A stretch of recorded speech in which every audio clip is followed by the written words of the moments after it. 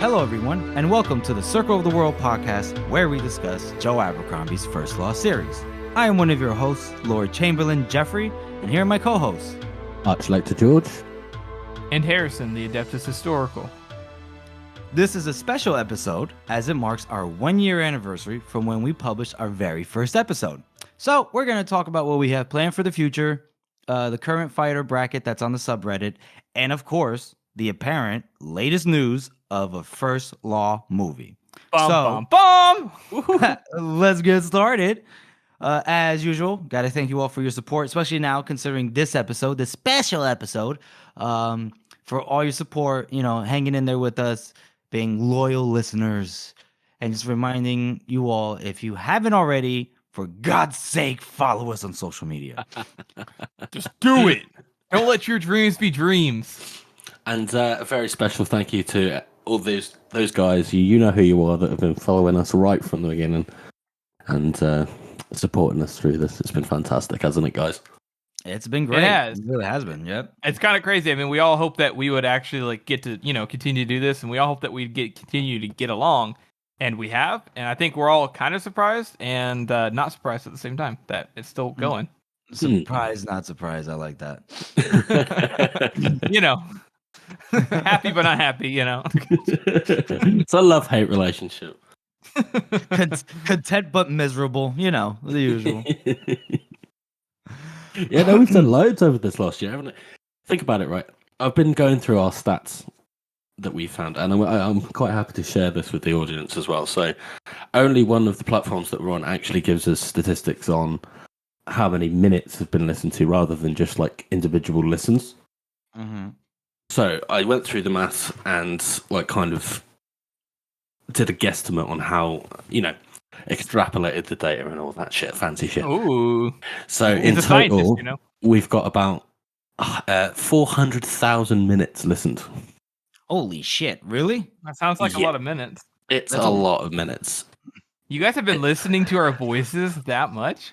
Yeah. So doing the maths on that basically means that someone, for every hour of the last year, at least 3 people have been listening. Wait, what? So for every hour over the last year, at least 2 people have been listening. Whoa, that's crazy. Wait. And that's from the actual data. Wait, you're saying every hour in a day? Is that so what you're saying? every conceivable moment this entire last year, at least 2 people have been listening the whole time. God damn.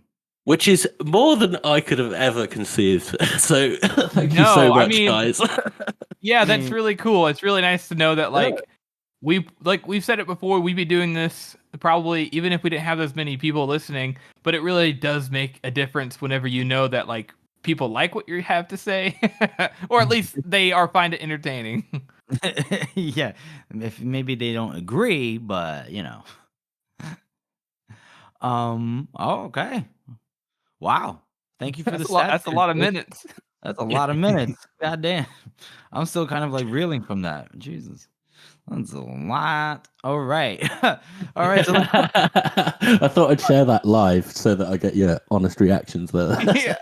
Thanks. I'm in awe. In awe. The precision. Our fan base is like a pillar of steel. Our pillar of steel. Oh, that's great. You're our man, listener. You're You're my man. Go on, Harrison. You know you want to. You're my man, Captain Luther. Go on, Harrison. You know you want to. You're so funny. Love it. All right, so let's move on to our first segment for this episode, and it'll talk about plans for the future. Who wants to lead off on this one? Well, I think Harrison's got the most in the works at the moment. Yeah, Harrison, talk about what you got planned. We'll talk about it a little bit. Go ahead. First off, thank you for people who like the Great Northern War series, because it does take me a lot of time since I'm having to learn everything from scratch. So I appreciate your patience on it. But I do plan on finishing that series for sure. And then my next project, maybe I'll do it in between.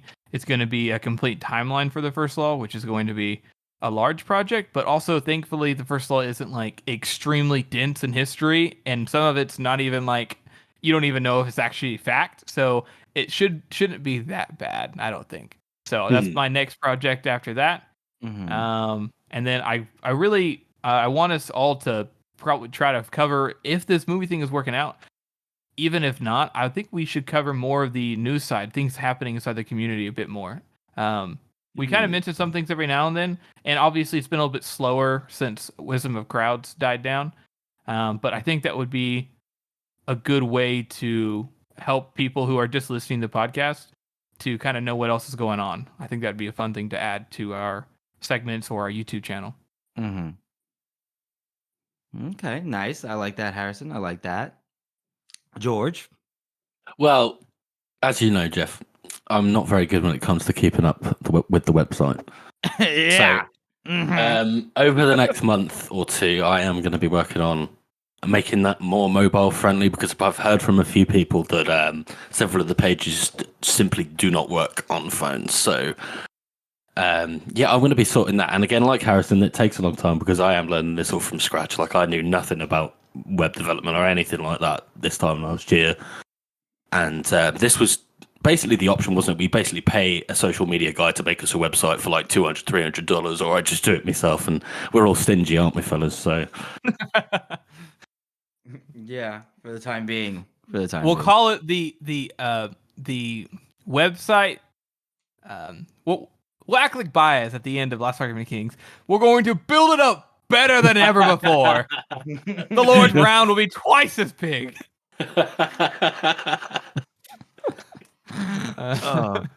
Exactly. And that was another good piece of news as well, because somebody got in contact with us over email to offer to show me some tricks of the trade and get the website working. So I'm in contact with him. So that's another piece of great community. So thanks again, guys. And I also have a few more stupid fucking theory videos coming through where you guys are gonna disagree with me again. So I can't wait. Can't wait. Do you want to give us a little, like, a little hint, a little, a little morsel? Well, I've got a little bit about Chronic Fail and the Long Eye thing. Yes, I think I agree with you on that one, to be honest. And I'm going to have a very controversial one, which is, I'm just going to tell you, it's called Khalul is actually the good guy. I wonder how you're going to swing that in the face of all. Well, that's the maximum tinfoil, so. And slave driving, but okay. You see, George normally operates at only 20% tinfoil, but with that theory, he'll be operating at full 100% tinfoil. Tinfoil level is over 9,000. And that's an old meme. God damn. What about you, Jeff? We know that you've got some stuff that's almost ready to come as well. You showed us when we were over at yours, didn't we? Yes. Well, so as you two know, my personal life has been through some turmoil lately. Hopefully by the end of this month, the end of June, things will have completely settled in terms of living situation, work, just general day-to-day scheduling should be freed up. So I will be getting back to the audience chamber. Yeah. I do have a couple the videos that have been that not been released yet. It's just because, and the only reason that I haven't released it is because I have to do the captioning. I believe in closed captioning, so it just takes a long time to do that shit. So, well, I'll be getting back on the audience chamber. Maybe do some more analyses videos, obviously and we talked about doing documentary style, maybe mockumentary style, like, because you always got to have a comedic tone to the First Law. Yes. Unless you're doing one of my videos where I'm like dead serious. This is my life, don't make fun of me. That's all good. It's all good. And I would like to get back onto the social media side of things, at least in some of the platforms, and ramping up the engagement there. So those are my plans for the future. Yeah, I think I'm good there. That's I like it. And I think the I'm- most important thing is that we continue to interact with this great community Absolutely. of First Law fans. Absolutely. And sometimes again, I'm going to put it out there again because we did have one person who came back and wanted to join our little Discord for the podcast. So again, if anybody's interested, just send us a message on Reddit or on Instagram or whatever, and we'll have a little chat. Yeah, it's kind of taking on a beast of its own, isn't it now, guys? It's in a gone beautiful way out of way. our control. Yeah, I don't even know what's going on in there now at this point. I was like, what the fuck? I know, but it's nice though because anytime you want to pop in there, like it's always something that is you can always get a smile out of it. So thank you to our friends inside of our Peoples of the Circle of the World Discord. Mm-hmm. Okay. Yeah, thank you all. Thank you all. You know who you are. Let's move on to our next segment, which is Best Meme of the Week. Georgie boy, take it away. So, as everybody knows, there has been a couple of announcements about film Best Served Cold, and this is the Charlie Day from It's Always Sunny in Philadelphia going on a conspiracy theory fucking rampage, and it's the First Law sub vomiting fan casting all over the place once again, which is from our friend the Bloody Niner, I think. Oh, is it? Yes, it is. Well done, Bloody Niner. Yeah. Let me double check that because I got that wrong once before. No, it's definitely him. No, it Yes. is him. I saw it earlier. It is him. So yeah, thank you very much for that because it's absolutely true. If you go on the First Law subreddit right now, It's just the mods are I busy. you said the mods are busy. The mods are busy removing posts every 30 seconds. Like Everywhere. They're I think losing their Graham mind. McTavish should play Boyaz. Yeah, like we've never fucking heard that before. Come on, man. Oh shit, that's so funny. They're not even getting paid for this. The people, yeah, the mods are like fucking sweating their balls off. They're both poor guys, you know. They're like, oh, we got first we have the AI art. Now we have this fucking fan cast. Oh, and I know one of the mods, if I'm not mistaken, I think it's like Serp X Serp, whatever. And she's cool, and I feel bad for her. Just constantly deleting shit.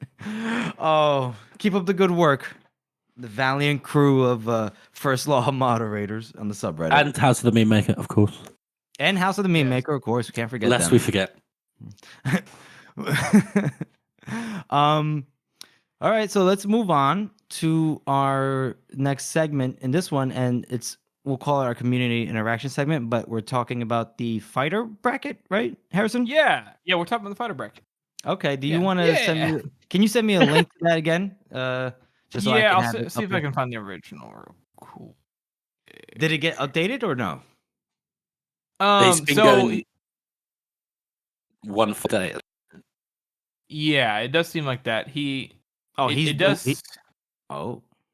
Yeah, it does seem like what he's doing is that he's going to update it. This is actually smart. He's going to update it whenever the first bracket gets done. So the first group of fighters have not been completed yet.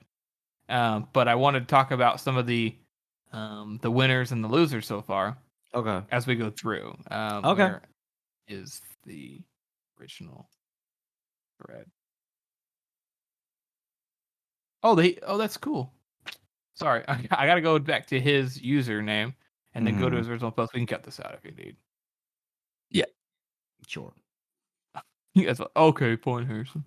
Cut it out. Telling us to cut shit out. Mhm.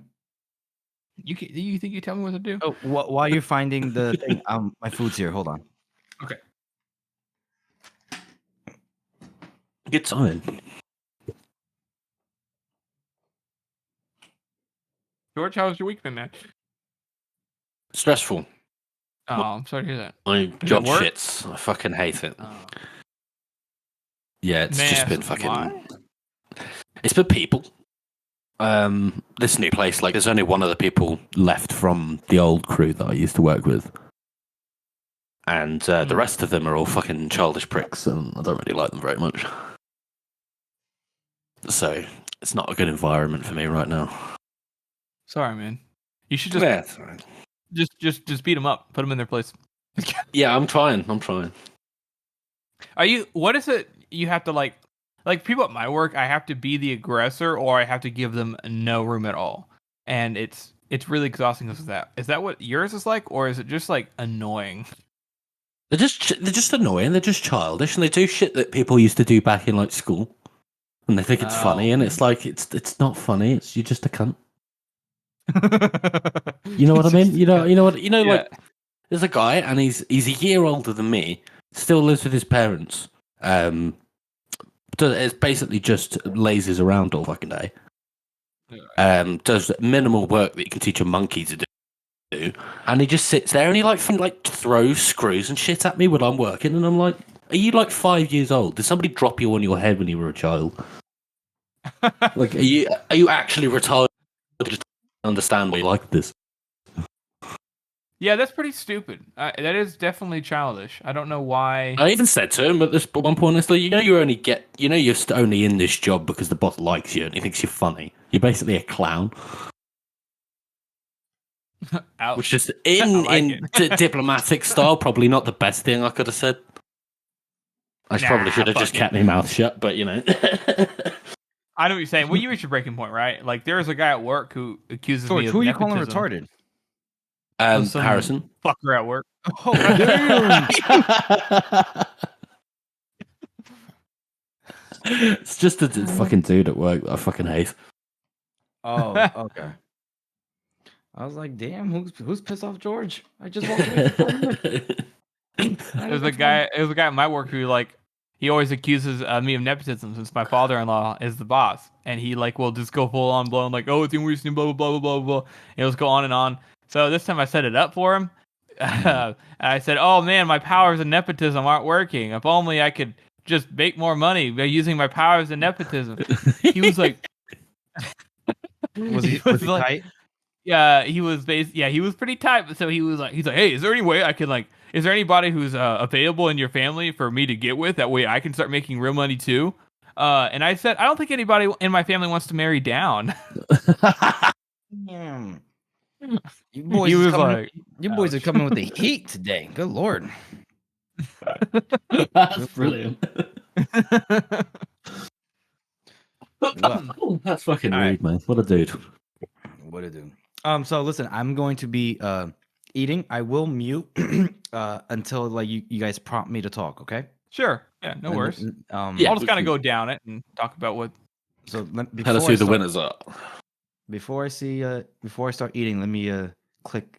Okay, so you just sent the picture. Okay. There's no but he didn't update it yet, like you said, right?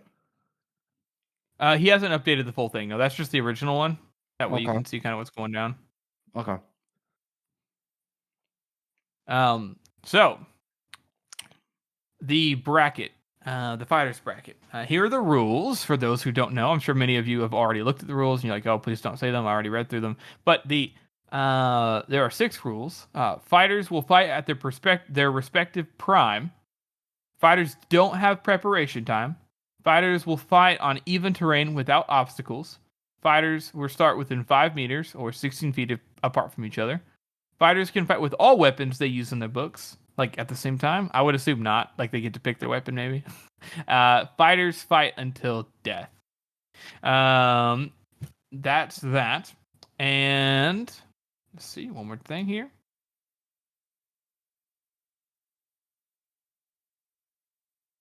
Oh, and then they have a hub for us to look at. So they've gone down all of the 16 fights for the first bracket, for all 32 fighters.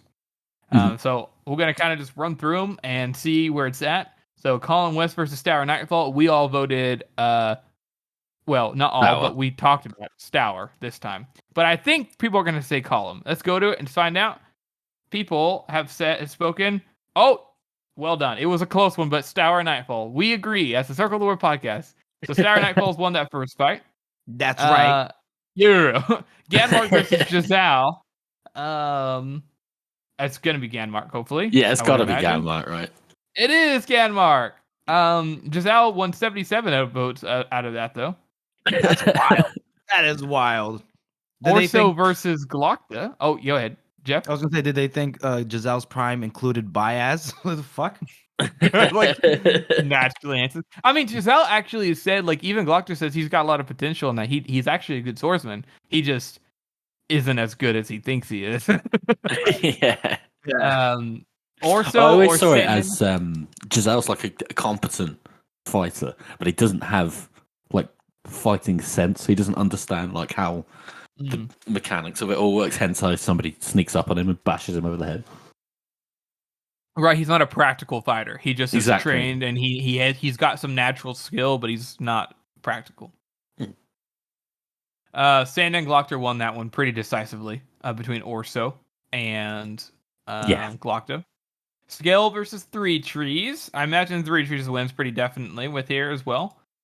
Oh yeah, most definitely. There are in all of these as well. If you go to the Circle of the World bracket hub, you can see all the comments and stuff, and it's pretty funny. There's some good comments throughout of people saying like, just kind of meme things of, oh, Scale got beat. We've only seen him get beaten and things like that. Crummy Phil or Brock. I was convinced that Crummy Phil would win, but I don't know. I think people did say Leo definitely excellent. Leo's fucking gone. Fuck you, Leo. Yeah, he's gone. Celebrate, people. People of the Circle of the World. Bye, Leo Dan Cock. Downside versus Bermudan Gorse. I mean, I'm not even gonna press that one. Come on. Bye, Downside. Yeah. Friendly versus Shiloh Vitari. This should be an interesting one. I really don't know. It's got to be Friendly, right? I would think Friendly. But remember, my Friendly thought was Vitari, but then you guys convinced me Friendly. Yes. So it is Friendly? It is Friendly. Yeah, gotta go Friendly here. Interesting. By how much? Oh, there's only 58 people who voted for Shiloh compared to 211 for Friendly. So pretty decisively. Which I think is good. I think Shiloh would put up a hell of a fight, and I think Friendly would be beat the fuck up, but I think Friendly would still win that. Okay. Harding Grimm versus Wonderful. I would imagine Harding Grimm because people love Harding Grimm. Oh yeah, poor Wonderful. Only 12 votes. Oh, my beautiful. Deserve better. Clover versus Stranger Come Knocking. Now this is in their prime though. That is something to be keeping note. We know what Stranger Come Fucking. But I know what Jet Clover's like. He'll find something. Like he'll point at the ground. Go, oh my god, what's that? And he'll look. And no, it's not. Something stupid like that. This is actually, if you think about it, it's in their prime. It's Jonas Steepfield. Right. Okay. Leader of the Dozen. And he I like that. He's like, please try to have an open mind and participate in discussions if possible. Jonas Clover, once known as Jonas Steepfield, leader of a dozen. But I think because of that, though, I think there is a chance that Jonas could win because he has 127 votes versus Stranger Come Knocking at 313. So I think that's fair. He's a chance, but I think, Stranger Come Fucking would win. Yeah. Frost versus Nikomo Casca. I think we decided on Casca. Yeah, because fucking Frost gets murdered by Glockter as a cripple. So it's got to be, right? Yes, Nikomo Casca with about 120 point mark, 140 point margin there. Damn. Glamour Golden versus Eterni Fail. I didn't hear what you said. You broke up loads there, Bob. Sorry, Glamour Golden versus Eterni Fail. Okay. Yeah, Glamour Golden. By like 200 votes. Which is a shame because we do love this but we do. Savion versus Black Dow. Black Dow, come on. I mean, it's Black Dow, no doubt. But I'm curious to see what people say. Does Savion do anything except shoot people with a flat bow? Oh, this one does still look it's still going, so I'm gonna vote. Oh, this one was posted 2 days ago, and Savion only has 3 votes. Justice. Justice. Yeah, that's so funny. Gunnar Broad versus Werdener. I feel like so many people are going to vote for Werdener just because. Yeah, they don't like Gunner. Yeah, They probably. don't like Broad. Yeah. I'm gonna vote for Werner because I think Werner would win. And see, oh, that's actually a lot closer. It's 107 to 156 in Werner's favor. Damn. So I think that's okay. And this person here at the very top comment, I think we do. This is fair. People may be forgetting that Broad was awarded 5 times for being the first up the ladders during the sieges in Warsteria and surviving each time. He may not be an expert in some fighting style or a leader of his people, but he is a monster. That's fair. I do forget that he did go up the ladders 5 fucking times and like had no issue. He was totally fine. Yeah, and considering the context in the way that this ladder attacks are kind of described in Best Served Cold from Koska's point of view, like that's actually pretty fucking terrifying. Yeah, yeah, I think so. We have Tolderu versus General Jalenhorn. Is that his prime? I mean, that's the most he ever shined. Now, what we're gonna see here, and this is gonna be a weird one, I think, because the people are gonna keep pointing out how he beat Black Dow to his knees in the middle of a battle, which, like you said, Jeff, yeah, he was going ballistic, and Black Dow's part caught off guard. I was like, holy shit, we only got to see the last little part of that. We don't know what else happened, but I'm gonna vote Tolderu. Okay, that's a relief. 354 people have voted for Tolderu. 8 people have voted for Jalenhorn. He's just a dude. Jalenhorn's just a guy. It's just like yeah, you love to see a it. giant with a 5-foot sword, or just a guy. Just a guy.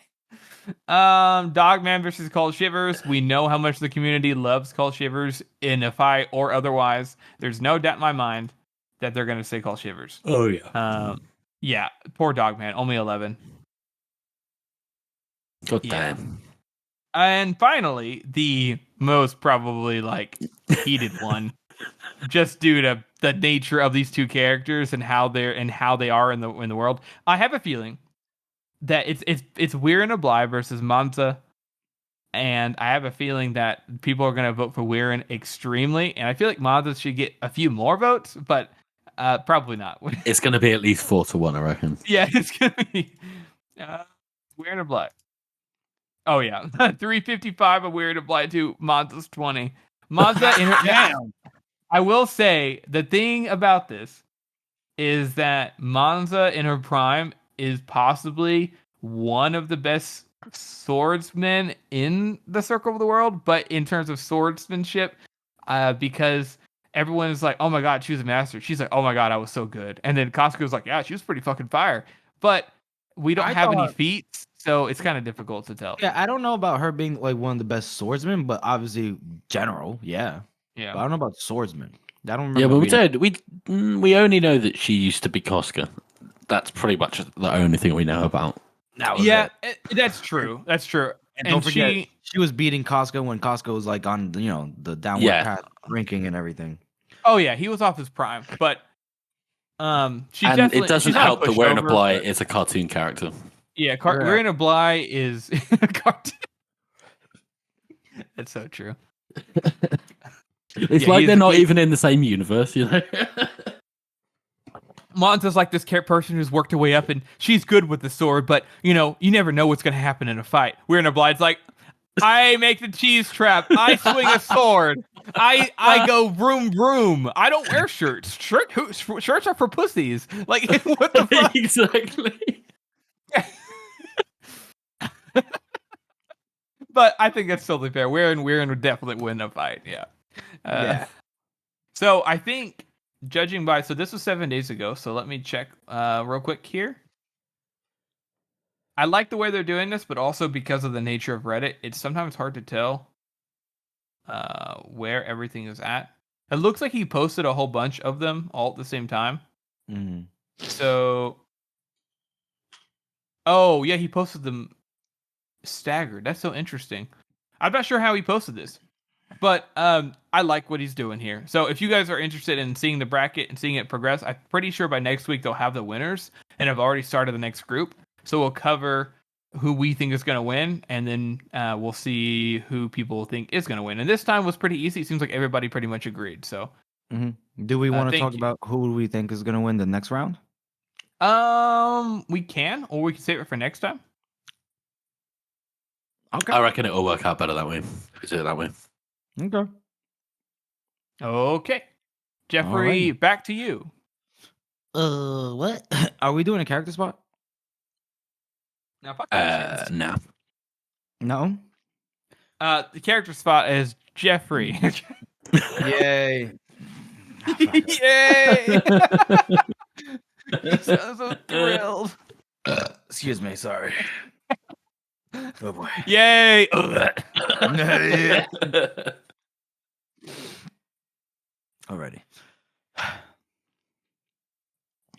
Alrighty. Well, we'll move on to our final segment, and you already know what we got to discuss.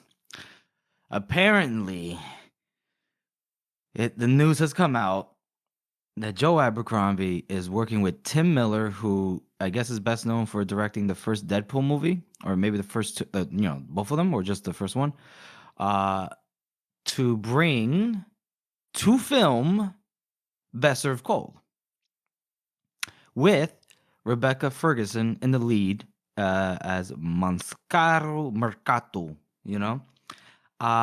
What are your guys' thoughts on this? Like, how do we even want to? Well, this cover is the this? news we've been waiting for fucking forever. I remember the first time Generations. I finished the trilogy probably about 12, 15 years ago. And I was like, where's the film coming out? And it's been teased ever since. And we know that Joe's a big film fan. And we know that he's been involved more in writing screenplays and things like that, especially in Love, Death and Robots, which is actually also a brainchild of Tim Miller. So that kind of makes sense where this connection's come from. Yeah, he says in the Twitter post that Joe made when people are like, "Oh my god, is this real?" He was like, "It is, but don't keep your hopes up." He said that him and Tim Miller have been they've had this in the works, which means either they've been discussing it or actually planning it for 10 years, which is an extremely long time. And I think it's an extremely good sign of their passion for it, of their teamwork. If everything works out. Mm-hmm. Yeah, and this is it, isn't it, right? Films get further along in the development process and still come out. You know what I mean? Being in talks, being in pre-production, a film could be half filmed and they can just decide, it's not worth it anymore. So we shouldn't get our hopes up too much, like you said. Mm-hmm. However, Joe, it's so fucking exciting. Yeah. I understand there are a lot of people are hesitant because of the way so many books and things have been treated in the past and stuff like that. But I will say though, there have been, if anything, any film brings more attention to a book series than any other thing could. So Right. if all else fails, even if for some reason the movie is utter dog shit, it will still bring people to go, oh, really? Well, let me check this out. And then they'll see how amazing it actually is. So even if it doesn't work out, there is still a positive side. Yeah. Let's talk about the decision to have it be Best Served Cold to be the first screen adaptation. So I think it's interesting because I think we've talked about this before. The Best Served Cold is probably the best book. The book that's Standalone. best suited to be adapted for beginners, right? I think it's a smart decision because it gets people involved in the universe, and they don't have to say if they made Bloodblade itself or even a little hatred, and then people didn't like it, nobody went to see it, and it kind of bombed. When you left with the first film in the trilogy, and that's it. Yeah. So I understand why they're starting with this, with Best Served Cold. I get it. I understand it. I just like on two fronts. By the way, I have no professional experience in film, so my opinion is nothing. But Oh, yeah, no, I don't think any of us have any experience, but Right. But I'm thinking, so it's gonna be its own movie story. I guess you could say isolated from the greater story of the first law. But you're gonna be introduced to Shivers, and he's gonna go through his whole progression in that movie, as he does it through the in the story of Best Served Cold, and then do you do you go back to the original trilogy for a series, or like Lord of the Rings did? They did 3 movies, and then you de-age him or what have you. You have to do a lot of explanations. I mean, I guess you don't. I Maybe feel like do, there's like, only final part. he's the only one that is more difficult to do. He's the only one. Yeah, I guess And so. so if you compare, like, obviously Red Country has Logan, which is a major character that's featuring inside of the First Law series. So if they do Red Country first, that's not going to work because that's going to ruin a lot. Right. If they can't do the hero. heroes, it's way too connected to both trilogies and the outcomes of both. So Right. that leaves them with Best Served Cold, where the only concern that they have is Shivers, because even people like obviously Shiloh, she's such like a sporadic, and I don't want to say the way her character is, you can throw her in anywhere and it'll still work. She's already mysterious and Best for Cold, like, oh yeah, I used to do other things. Like, that's all you need to know. Like, it'll be fine if we find out that she was working with Galacta before, Yeah. Yeah. And even with Shivers, I think it would work okay, because you would watch if they do make the First Law movies, they just grab either a younger actor or use de-aging technology, because that's come a long ways, and we'd be like, oh my god, is that Shivers? Is this what he used to be like? It'd be like, kind of like, oh, this is how he got there, and he's only going to be inside of Before They're Hanged a little bit, and then a little bit inside Last Argument of Kings. Neither one of them. True. He's like a main character. So Yeah, no, he's a supporting cat. You're right. And I think the what's the time jump from Last Argument of Kings to Best Served Cold? Like 2 years, 5 years? yeah, something? I think it's 3 years. 3 years. Okay. I think. Yeah. Okay. I mean, so but like, all right. It's like you do Best Served Cold, fine, but then you got to do the original trilogy. I think that they're gonna do Best of Cold, and if it works out, then that's when they'll do. That's what I think. Or they'll jump over to A Little Hatred, which hopefully not. I'll be okay with that, but it's definitely. It seems like the Age of Madness trilogy, especially with how Joe writes, would fit really, really neatly into that box. But I'd rather build up to that than to jump right into it. Yeah, build up to it. And it's I don't know what you think, but it's funny enough that, like, okay, Best Served Cold, just because of the pacing, the action, and the comedy and everything in it, really, like you guys said, prime candidate to be adapted to the screen. I would have had it as like a miniseries, 8-episode miniseries. Each episode is a target. I agree. I think that would be But cool too. Yeah, but so it's interesting they went the cinema, like the movie route with this one. it's a possibility too that this movie, depending on how it does, it could, instead of making the other stuff movies, it could turn other things into a series. And Best Served Cold, like it is actually for readers, it could be like a gateway movie that leads you into like these really good TV series that are connected. Just a possibility. Mm-hmm. I mean, there isn't. I don't think there's any particular reason why you have to do it in order. Yeah, I don't think. As long as you don't reveal anything about the story of, the first trilogy, it's not so important. I don't think. Yeah, Giselle. Like all you have to do with Giselle is basically it. And then they mention Adjo, would be like, yeah, there's that crazy event that happened. They don't have to say what happened. And then with Giselle, they don't have to show his face. They could just say, oh, the King of the Union. And you could be like, who is that? You're like, why are they not showing him? It must be important. But you don't know who it is. So it's difficult to say. True. I also think that a lot of conversations just become a lot more funny as well. Like Shiver's conversation with Morvia about magic. And he's like, I saw the mist, and I saw a man that got stabbed, and nothing happened. And Morpheus is just like sneering at him, and but you've not seen any of that yet. So That's it's a just good like point. he could actually just be an idiot, and we don't know. Right. That's so true, George. I didn't think about that. I do worry about like at the end of Berserk of Cold, obviously the whole Yoru Monza interaction.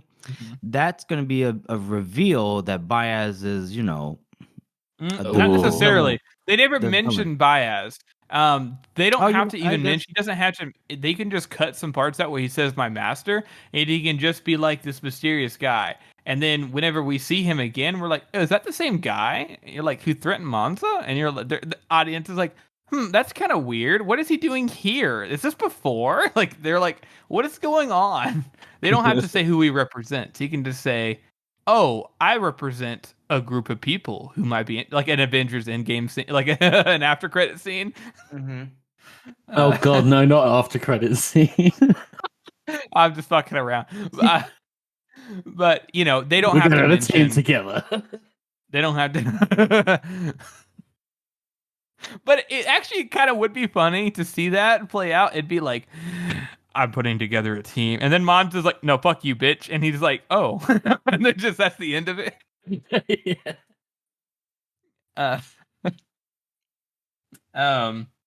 what do you guys think of Rebecca Ferguson as playing Monza? Oh, fantastic choice. Excellent. Yeah, she's a great I actress. think so too. I think she's gonna do really good at playing like cold scenes, but also like not losing that humanity that's still so core to Monza's character. Mm-hmm. Well, let's do like a little fun, like little fan casting thing real quick. Who do you guys Okay. got for Casca? Dude, I don't. There is a Oscar's dream the person. hardest one. Yeah, I know. Casca is difficult because he's so distinct inside the books. That a lot, no matter who they cast, unless they cast somebody like, everyone's gonna hate me for saying this. This isn't like my preferred casting actually, but I just think his character, based off of Pacey's interpretation of him, fits really well. Mhm. Judging by he's played another character very similar, and that's Mhm. Johnny Depp, and I think he could, and he would be good at it. But I know people don't like Johnny Depp. I'm just saying. I think judging by how well he plays Jack Sparrow, that is a similar kind of character, and I think that somebody of that caliber would need to play Casca. I've got an interesting idea. Go ahead. If you Go don't ahead, mind me interrupting you, Jeff. Go ahead. Go ahead. Hugh Laurie. Hugh Laurie. Huh. Interesting. Okay. Because I think he's got the range, and he's funny as well. He is funny. He's got I think with enough makeup and making him look particularly dishevelled, I think you could do that. I think that could work. Yeah. You know who I think? Yeah. You know who I think could bring the comedic aspect to it, but also those like very key humane moments that Casca sometimes has in Berserk. Just age him up. Well, he's already old anyway. Fuck it. Christoph Waltz. Yeah. Yeah, I get it with the mannerisms and I get yeah. that. I don't think he looks right, but I think you're absolutely right with them. Who knows what Casca looks like? We just know. I know. That's the thing. This is the problem with books, isn't it? Everybody has this interpretation in their head of what characters look like. Right. Especially with Joe not being as descriptive when it comes to things like, all right, we don't know many characters' hair color, for instance. It's just never mentioned because it's not important. So we're just kind of left to fill in the gap. So the only things we know about Casca is he's got a rash on his neck, and he's got he's going bald, and he's got liver spots. Like it's the only three things that we actually know about his appearance. Yeah. Yeah. I mean, I decided to go, a little out there casting choice for Casca. I like it. I do like it. Jeff. At first, I was like, but looking at him, seeing what he's capable of. Yeah. Sorry, Harrison. What was that, Harrison? No, I was just agreeing with you. I think there's a chance. Yeah, I think that's a good possibility. Mm-hmm. What about Vitari? Vitari's really hard. Vitar, just fucking. Can we? What? I just want them to like. I want someone to keep her accent. I know people don't like it, but I want somebody to talk like that in a movie. Just like it'll throw so many people off. They're gonna be like, "What the fuck? What is going on?"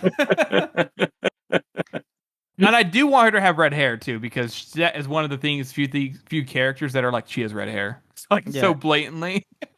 Well, I mean, our good friend, the Bloody Niner, did have an idea of Karen Gillan. Yeah, he said that. That was him. Yeah, she could definitely do it. I think that would work. Who else? Yeah, because the way she acts as Nebula in the Marvel, I was like, okay, I can see it. Who else? I'm trying to think. I don't know. I know she's very difficult because, again, one of the only things we know about her is that she's very tall, isn't she? And she's like got very long, like large, long features. Is she very tall? I thought she was just. I could have sworn she's like very tall. She is tall, but she's not like oblong. She's not like ridiculous. She's just tall for like a woman. Like did you just say oblong? Yeah. She's not fucking weird looking. She just is. She's long limbed and she's taller than like other women. She's like as tall as most men inside the series. Like, but the thing is, right, in my head, when it comes to characters in these books, I want as few conventionally attractive people as possible. Right. Yeah, but that might be an unpopular opinion. That's not gonna happen. And to be honest, I think that's fine because I don't know what other people think about this, but Joe, and I'm actually a big fan of this because if you're writing a fucking fantasy, fuck it. Why not make people attractive? I don't. Who cares? Whatever. It's fantasy. The whole thing is it's fiction. Which is fine, George. I respect your opinion. I totally get what you're saying. But he absolutely does not respect your opinion, George. He's such an instigator. I think that, think about what characters are actually ugly inside of Joe's books. Glock. Besides the Logan. The Glock's not ugly. No. Listen to me. He's scarred, and the bro was a womanizer in his youth. He was famed because he lost his teeth. He's still a good looking guy. He just doesn't. He's just been degraded, and he walks around with a hunch, and he's like, I fucking hate people. Like he's still a good looking guy. All right. Artie, fucking gorgeous. Fucking what? Pharaoh's a normal looking person, as stated. With a scar across the face. I mean, you can still be hot and have a scar. Yeah. Go on then. Fucking Monza Shiver. Yeah. All right. Well, with Vitari, I will say, she's got to be a redhead. I mean, there's like Isla Fisher, there's Amy Adams. I don't see Amy Adams doing this. No, not doing that accent justice. You know what I mean? No, she's a great actress. I don't think they'll do that accent in the film. Okay, if that's the case, then Harrison, your dreams are kaput. Sorry. So Amy Adams could maybe do it without that accent. I think Amy Adams is this is gonna sound really bad. I think Amy Adams is a little old to play guitar. Wow, you're absolutely right. You're absolutely right. She's like in her 50s now. How do you think Vitari? Oh, she is in her 50s, right? Vitari's got to be what, in her 30s, 40s? We know that Vitari appears in Trouble with Peace, and she's just starting to look old. Yeah, she's just now. She's she's like the same age. She's actually like the same age as like Gorse, like mid-20s, inside of the 20s. God damn, all right. In the first trilogy, she's definitely mid-20s, so like maybe just coming up to 30 in Best Served Cold. Yeah, I mean, think about her how old her kids are. Like they're not that old. Okay. But then that isn't necessarily a good indicator, but I don't know. But Monza's also like what, in her 30s, so it'll be fine. Amy Adams is fine. I just don't think I don't think that would work. I'm not a fan. Okay. All right. Well, I'm all tapped out on Vitari suggestions. So I'm just going to point out as well, these, just because Vitari is naturally a redhead doesn't mean that the actress has to be. Right. You just dye their hair. That's true. Yes. I'm trying. As long as the character is, it's fine. Yeah. Like, I'm trying to think of an actress right now. Like, I'm trying to think of one that's like. Well, I can't think of any. I don't want to go too far down this rabbit hole because if you guys want to know fan castings, you can just go to the First Love subreddit, which we are a major. Dude, we are a major supporter and we are a major contributor of this subreddit. But my God, it's too much.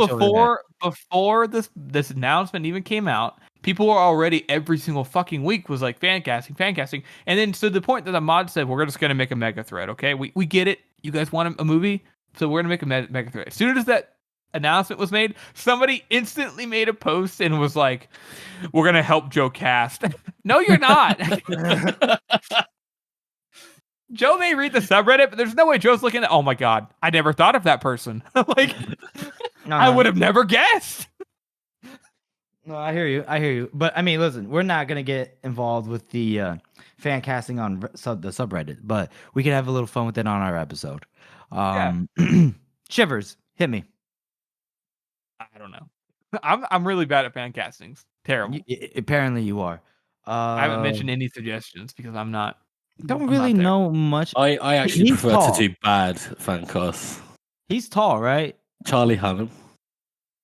Charlie Hunnam. Exactly, it's bad. You goofy. No, because obviously Charlie Hunnam has to play Gyllenhaal in The Heroes, so you know. What? Because he's from Newcastle. What? Because he's from Newcastle and he's got that accent. Oh, it's the only accent that he can do. What's that? Whoa, does that sound that you made? That's hilarious. I was gonna say one of the Skarsgård brothers for Shivers. Ooh, which one? I mean, you can either go Bill or Alexander. No, Bill has his eyes are too descriptive, right? Like yeah, and I would not be able to unsee Pennywise. Right. But with seeing the Northman, that movie. Yeah, Alexander Skarsgård in the Northman, 100%. I see what you mean now. Yeah, he could be a good Shivers. Yeah, he's too old. We forget that Shivers is a young motherfucker. Right. I think he doesn't early look 20s. too old. I reckon you could do enough job with makeup to make him look like he's in his 20s. That's fair. And you definitely could, but yeah, Shivers inside of the First Law series is like in his possible late teens.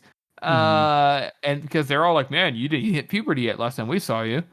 And even if you say it's been 10 years and they saw him at the very start of all the wars, I mean, he's still got to be like what? I mean, at the oldest, he couldn't have been more than 10 because they said he was such a little guy, like, I mean, it's true. Either way, by best or cold, he can't be older than 25. God damn. Isn't there like a really tall kid from that HBO show about the high schoolers that just have constant sex and stuff? But Euphoria. Yeah, that one. Or Riverdale. Oh, that guy actually. That guy could actually. I hate to say it because he's a cunt inside of Euphoria, but yeah, he could. I think he could. If he grows his hair out. I don't know. I think it's interesting at the moment. Is with he moody? Hi, hello. What? I said, is he moody? Yeah, he's moody. He's brooding. He's brooding. Yeah. Oh, yeah, why not him? Jacob Eldory. What? Elodie? Elodie? That's a fucking fantasy name if I ever heard one. All right. Jacob Elodie. Cast him. Yeah, I think you're right. I think he could actually play him. That's a good suggestion, Jeff. George, what were you saying? Thank you, Harrison. No, it's all good. You sure? Continue. No, it's all right. It's all right. Well, okay. I like that Jacob Elodie does look the part, like. Yeah, scar him up, take out his eye. Perfect. Morveer. Who are we going for Morveer? Stephen Pacey. I reckon 100% it has to be Stephen Pacey because he can do that voice though. I actually have a suggestion for this one. I just got to remember his name.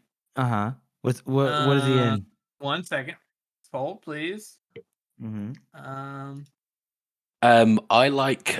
don't know if what's his name? The one who played Wormtongue in Lord of the Rings. Yeah, Brad Dourif. Brad Dourif. Yeah, Brad Dourif is a bloody great actor. He's very old, but we don't know how old Morphea is. So I have somebody, and okay, now I want people to keep an open mind with this because I think that this would make his it would allow him to act in a way that he's never acted before, and I think it would throw people off because you would see this actor and be like, oh, I know who this guy's gonna be, and then as the movie goes on, you realize that he's just a cunt, and you're like, man, this doesn't feel right at all. This isn't who his character is. Simon Pegg. Oh. Ooh. I think you could do it, and I think he would throw everybody off. Oh, he could do it. I think he could do it. Yeah, you're right. It's a good thing. That's very interesting. Dude, you fucked me up for a second because you said Simon Pegg, and my mind I blanked, know. and I thought you meant the American Idol guy. Oh, Simon Cowell.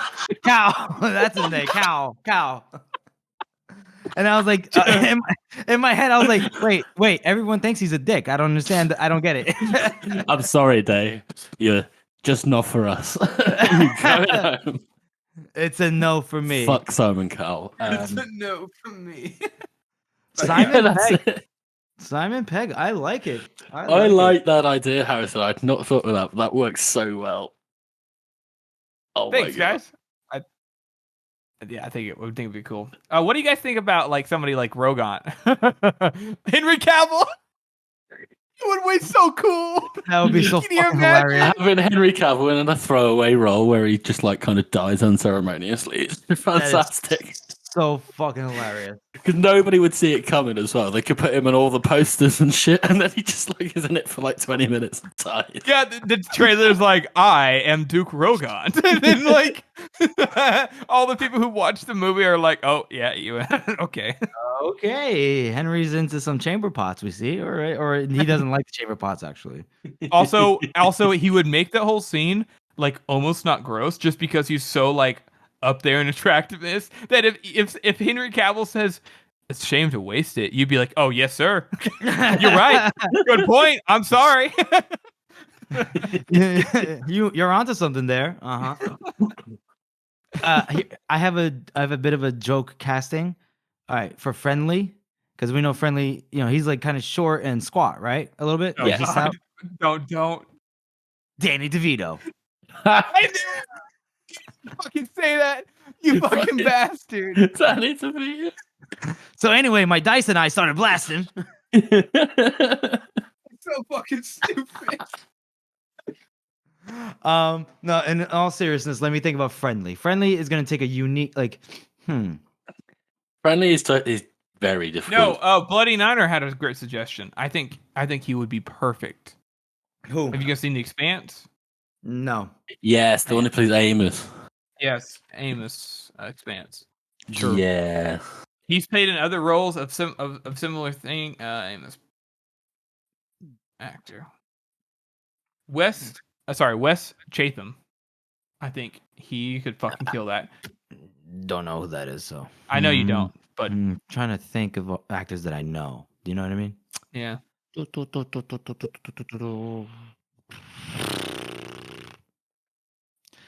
Friendly is older, right? He's the same age as like a lot of characters. I mean, he's probably at his oldest. He's mid-30s. He's probably around 30.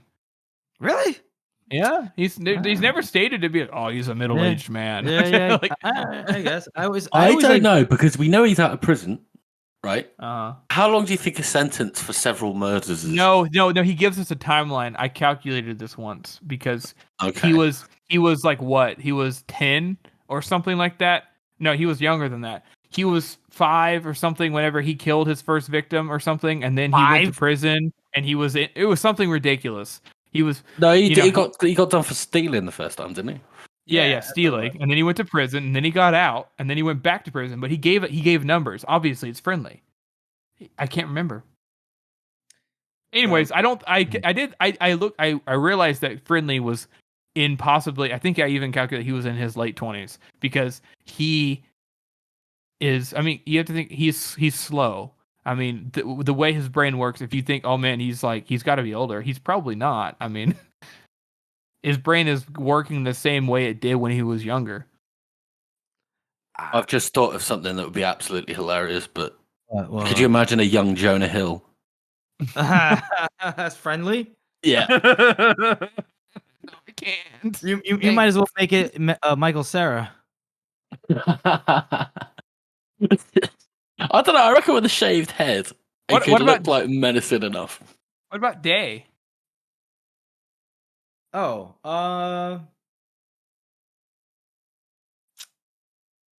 she's not too vital of a character, but just vital enough. I mean, like, so young, right? Is she blonde? She's blonde, right? Yeah. But with curls, with curly hair. Yep, that's correct. In terms of acting skill, I mean, this will probably be beneath her because she's like she wouldn't take such a side supporting role, but side character role. But Julia Garner Mm. from Ozark, She might be a bit too old as well. she might be ageist again. Good lord! Oh, Right. sorry. It does bother me when somebody's like, "Yeah, I'm a young apprentice," and they're like this obviously the same age. It bothers me greatly. What They're like older almost. I'm like, What about Saoirse Ronan? Nah, isn't she like in her 30s? And if you guys are giving me shit about Julia Garner, this bitch is older. All right, sorry. No, I know who to play. I know who to play her. I know who to play her. Oh, Can't think of her. Hang on, hold up. She could play the conniving role. I've seen her act in some other stuff. She's young. She is.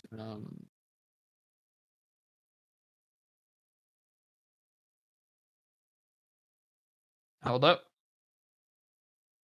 And Gory Rice. And I'll paste the name so you guys can see it. what? Just she's young. She's not going to be as known to you.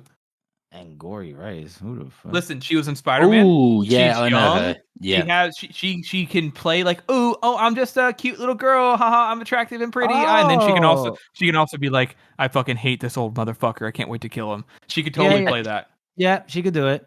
Okay. All right. Good one. Yeah, Nice one. She was in Spider-Man and she was in some other roles too. But, okay. yeah. All right. Good one. Good one.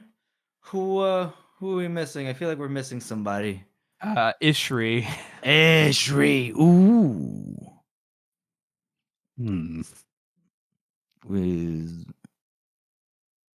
Yeah, somebody who is like, oh, I've been alive forever and I don't like care, but man, I like to have fun and blow things up. Like, difficult. You know who could have fun with that role? Zoe Saldana. Yes. I think that would be perfect. She can have a lot of fun with that role. Especially because Ishri's just always sort of doing weird shit. Like she's always just like stretching and like doing like weird. I can imagine Zoe Saldana doing that and being funny. So. Yeah. I think she can kill it. Yeah, that's a good point actually.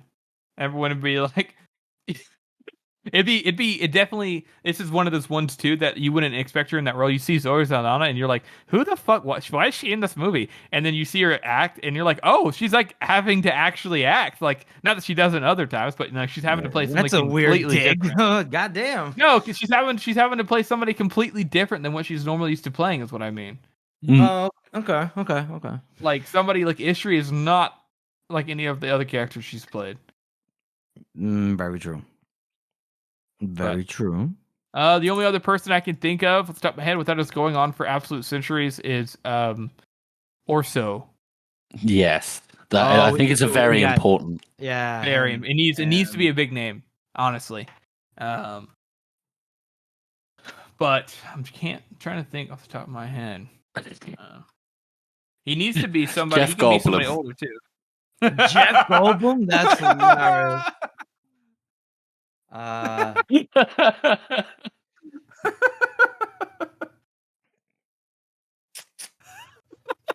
That's so fucking stupid, George. Holy shit, that's funny. We're talking about like a guy in his 50s, 60s, distinguished. Somebody who can see, somebody who can be distinguished. I think if it was 30 years younger, I'd say Anthony Hopkins. And I don't think Anthony Hopkins is gravitas enough in terms of like his. No. What are you talking about? Hang on, All right, this is your homeschool education popping out once again. Listen, I don't. I've used the wrong term. Okay, it's my homeschool education. I'm not using the right term. Orso is like very much like, ooh, look at me, I'm the fucking king, bitch. Like he can be subtle, but he's not really subtle at all. Like he lets other people do that subtlety. Like he's the man who's like, I am the figurehead. Yeah, he's not an idiot. He knows how to play the game, but like he's not like some mastermind.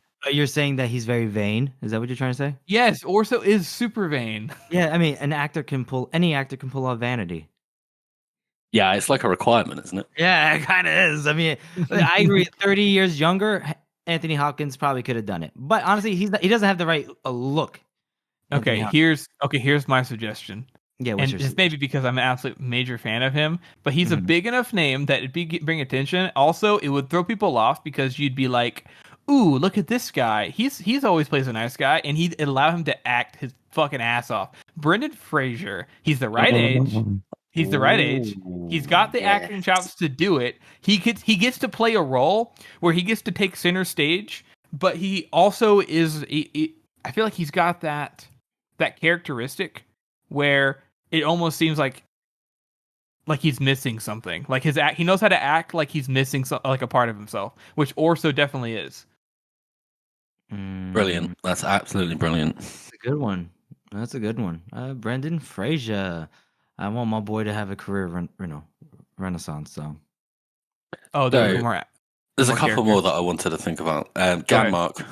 Oh shit. Brad Pitt.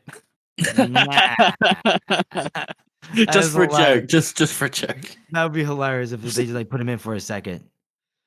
How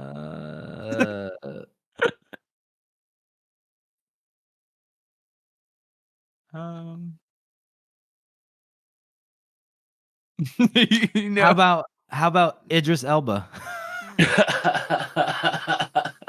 for Ganmark? Why not? Fuck it. You could do that. Work. That's fine. Oh, I mean, he could actually pull it off. It's got to be somebody who's like, I appreciate the finer arts, and but he actually does. Yeah. What's the other one, George? Salia. Who? Duke Salia. Oh, the one that had all the art. Yeah, the big fat guy. Danny DeVito? No, I'm kidding. I reckon he could do it. hey, Shank, I know who can play Shank. Real quick. Oh, Keanu Reeves. Did he say Keanu Reeves? Keanu Reeves. He can play Shank. Holy fuck. I hate it, but it actually could work. That would actually work because Keanu Reeves, right, in his early career, he was a little bit wooden and he got a bit of a reputation for being a bit too straight-faced. But now that he's older, the fact that he's like that just makes him look stoic. Yeah, I know. So I reckon that works so well because he's just like completely emotionless and he's just like, yeah, I'll do it. Yeah. he's like looking at a leg on the floor and he's like, yeah, I could eat that. Yeah, I'm thinking liver and onions. Yeah. He's like, the people around him are like, oh, he doesn't have a weapon. I don't need a weapon. And he fucking just crashes all their skulls. It just turns into John Wick in the First Law, basically. That's what I mean. Exactly right. Because he is like John Wick. Yeah, I get it. Okay, all right. He introduces bullet time to fantasy. Cool. Holy shit! Yeah, the bullet time Matrix thing as well. Fucking hell. Yeah, they could slip a Matrix reference in there. Yeah, and then he's at the age too that if they want to use him inside how he ages, they could put him inside a fucking little hatred for a scene or two, fucking de-age him a little bit or something. Who cares? Like whatever. Yeah. That is funny. That is so funny to me. Okay. Duke Salia, I was just. Yeah. John Goodman. Yeah, oh. I think you can't. I think you cannot not pick him. You know what I mean? Like yeah, 100%, 100% the guy. You know what? Here's the thing. John Goodman. First of all, he's such a good actor. He could probably pull it off. But when I read Cellier, I'm thinking like preening kind of man. And to see John Goodman. It might. I reckon he could do it. I reckon he could do it. I mean, he might. He probably totally could. I'm just saying it might take me out. You know what I'm saying? Like, I could totally see him being like, "Oh, the glories of the past and blah blah blah blah blah." And man, I was gonna save the day, but I didn't.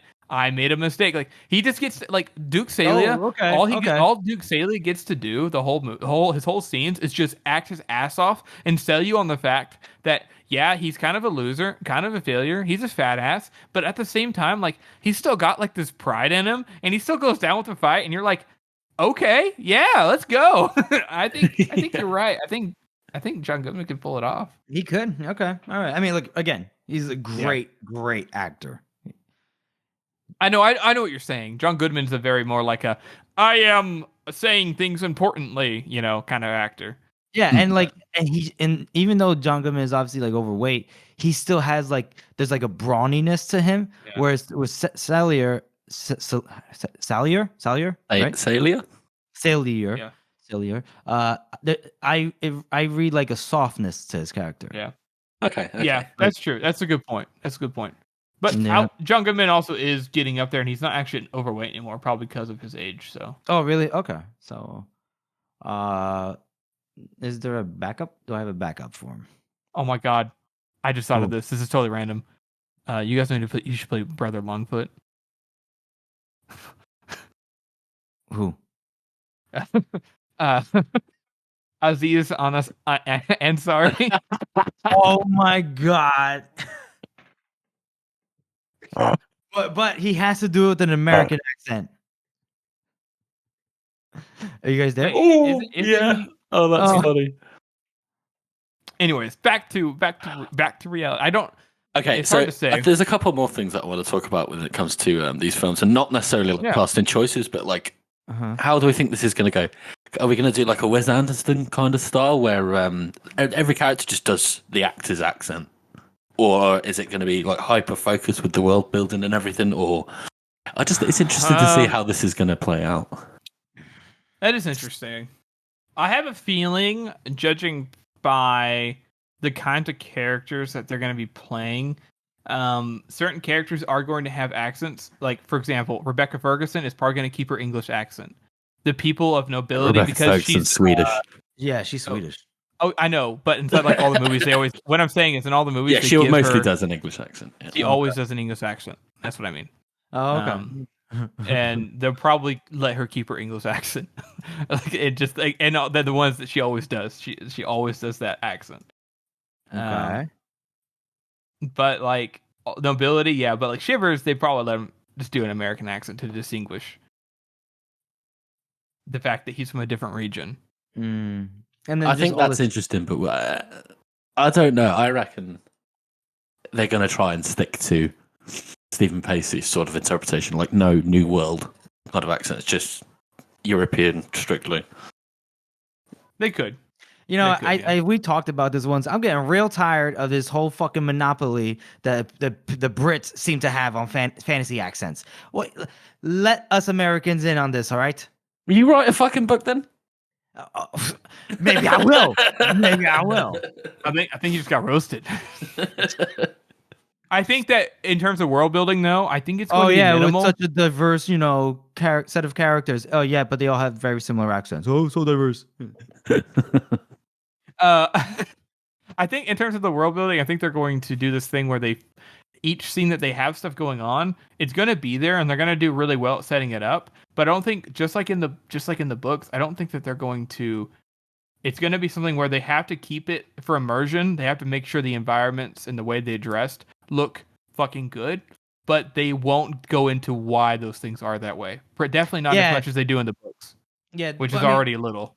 Yeah, like you're not getting like George Martin like detailed about family tapestries and shit. Like, yeah, no, I think Shivers looked up at the statue, and then there's like 10 fucking pages of this is why this is this way, and this is why these people are here and not there, and it's never going to come up again. But I could totally see them going to Visserine and then having some big shots of Visserine and their towers, and like, but they're not going to. Unlike in the book where they said, "Oh yeah, it's because of I grew up in Visserine," blah blah blah blah. They might have Costa go, "I grew up in Visserine." And, we put those little things in the windows to keep us safe from the spirits or whatever. They might say that line, but that'll be it. Like they'll just show like the little ghosts and the spirits in the windows. And then it'll be like an Easter egg for us to go, oh, did you know that spirit in the window there is actually because Visserine possibly was, like it'll be an Easter egg.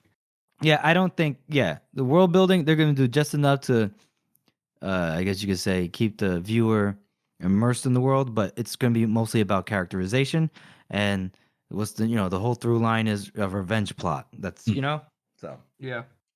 And I think the fact that they're switching from the book to a film medium is going to be so interesting because Joe already has a very sort of laissez-faire kind of attitude when it comes to world building, and being able to do that purely through visual medium, I'm really excited to see what goes, because we already know that Joe's written the scripts.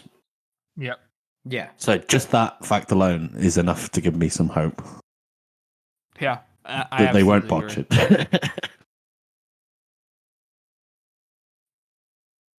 George, what Okay. else did you had some other things you said? You said a couple things that you wanted to talk about it. Did I? Yeah, after we talked about the he- casting, you said there's a couple things. Oh yeah, no, I just did Gammark and Salia. That's it. Oh, He okay. just- it was just about casting for him. All right, so I think that's it, right, guys? Yeah, I Yeah. reckon so. I think that's good. Hold on. We got high hopes for it, honestly. Yeah, no, I really can't wait to see how it works out. And obviously, final talks for a film means we're probably about 2 or 3 years out. Yeah. Which At is good. best. Yes. That's good. We've got plenty of time to ride that hype train, baby. Yeah, boy, come join us at TOTW. Cool. Maybe also as a side note, it'll be one of those things I do want to make like a Rise of Monza series at some point. I do have one of those planned out, so that would be sick if I could make that at the same time of them making the movie, bro. Yeah, go for Trailer it. release, boom. You want to know who Monza is? Bam, there's that. Bam, there's a timeline. Now you know everything you need to know. Oh yeah. George, cut this out because I don't want no one stealing Harrison's idea. Like, there's not going to be already loads of people doing it. Yeah, I know. Well, Jeff might have a point. As we get closer to time, there might be people who are like, I'm going to start making YouTube videos. We have the foothold. God damn it. No, we fully support this community's right God. to make their own content. God damn it, you're totally George, right. what kind of arch lector are you? What the fuck? No. George is right. We'll have to cut this after part out. Just leave the normal part where we talk about it. This is getting really convoluted. This is really complicated. I'm about to fire the both of you. What is this shit? Don't cut this part out though, George. Oh God. All right. So I guess at some point I'll be like, all right. Well, that was a fun little discussion about the upcoming First Law movie, Best Served Cold, which I hope they keep the same title, by the way. So yeah, everybody, we obviously lied to you, and we did not cover the 2 chapters that we said we were going to cover. That's going to be next episode. All right.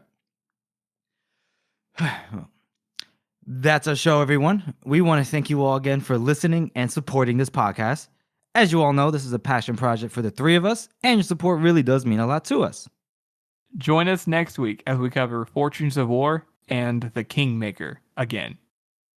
And make sure you follow us on social media for updates and news and anything else that First Law related that you might be interested in. And we have a website. It's circleoftheworld.com. And if you haven't already, please subscribe to our podcast on Apple Podcasts, Spotify, Google Podcasts, or any podcast app that you use. And please make sure to rate and review this podcast. Thank you all again for listening. And remember, anniversaries are best served cold.